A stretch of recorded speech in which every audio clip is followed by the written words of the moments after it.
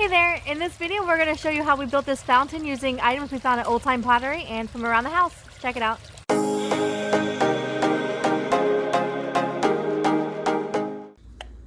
This material that we're using is called Flex Paste. We got it at Home Depot and it's just this thick rubber material that we use to seal the hole.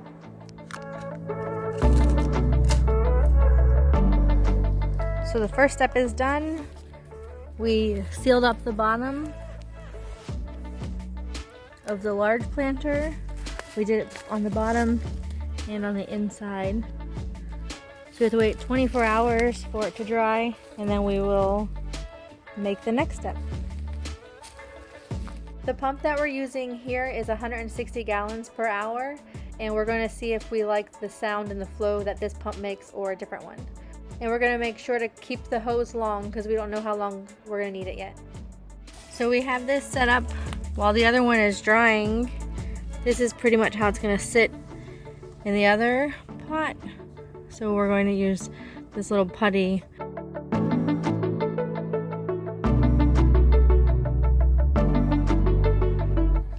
So it's the next day.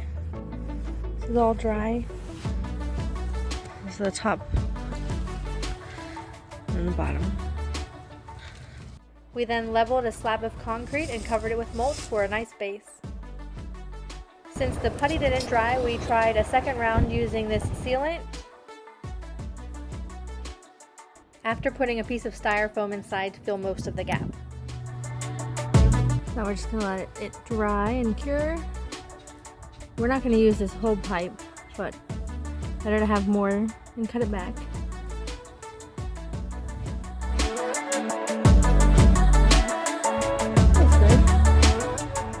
So here we got a little bit impatient and waited less than the time required for the sealant to dry completely, and you'll see what happens.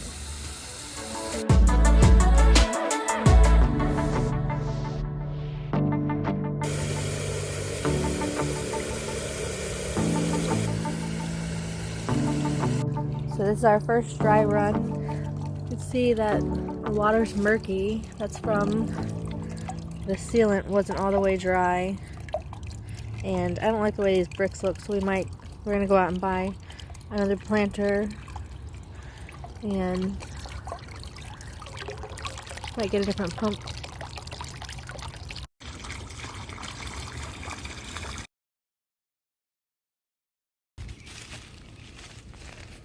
So we've done a few modifications. We went out and got a different planter. I didn't like it yesterday, but I like it more than the bricks. And then they're suspended over 2 bricks so the water can freely go underneath that. And the tube is coming up. And we're going to, the sealant didn't work, it didn't dry. So we're going to use that Flex Seal and get that drying.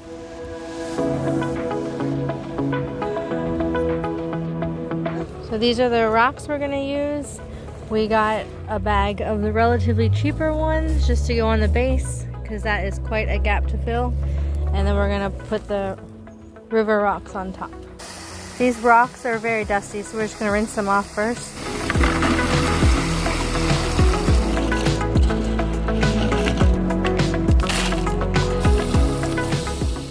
And of course we gotta make sure to water our pepper. So again, we're just going to use these pebbles as a base and we're going to put the river rocks on top.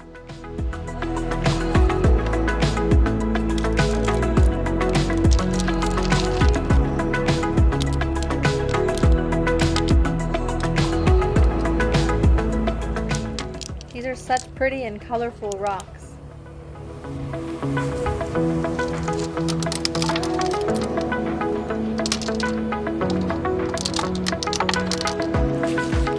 See who do we find back here?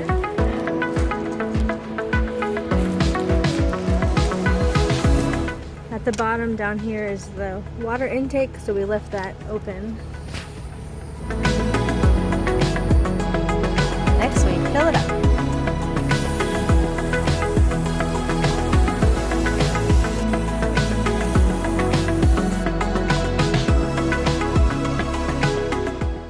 and we are plugging it in, and let's see what happens.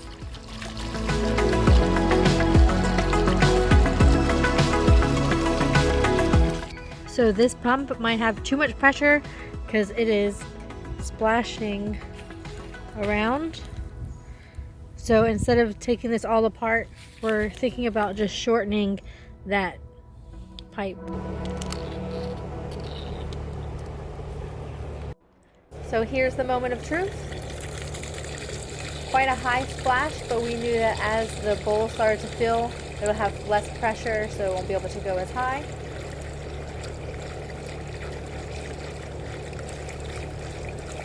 And it looks like it worked.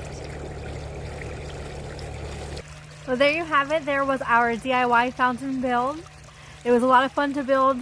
We didn't want this top part to be permanent. That's why we used those other materials we had around the house, but it is what it is. We'll enjoy building the next one maybe somewhere else. Hope that you enjoyed it and that you go outside and you add something to your garden. Everything accumulates, so start adding something even if it's imperfect like ours.